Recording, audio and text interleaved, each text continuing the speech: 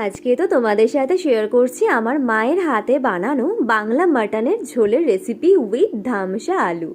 Actually মা আমাকে বরাবরই এরকমভাবে মাটন করে খাওয়ায়। তো এখানে আমরা 200 থেকে 300 গ্রাম মাটনকে ধুয়ে বয়েল করে রেখেছি, তারপরে আমরা ম্যারিনেট করে নেব।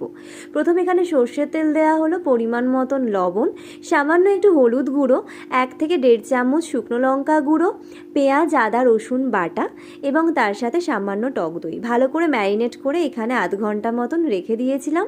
তারপর কড়াইয়ের মধ্যে এটাকে আমরা কষিয়ে নিচ্ছি, আলাদা করে কোনো তেলই দিচ্ছি না কারণ মাটনটাতে অলরেডি চর্বি ছিল। তো বেশ খানিকক্ষণ কষানোর পর কিন্তু আমরা এখানে আলু যেটা ভেজে রেখেছিলাম, বড় বড় ধামসা আলু, সেটা ওই গ্রেভিটার মধ্যে দিয়ে কষিয়ে নেব। তারপরে প্রেশার কুকারে দিয়ে আমরা 2 থেকে 3টে সিটি মেরে নেব। অ্যান্ড ফাইনালি আমাদের মাটন কিন্তু রেডি। এই বাংলা মাটনের ঝোলটা গরম ভাত দিয়ে খেতে কিন্তু আমার খুবই ভালো লাগে।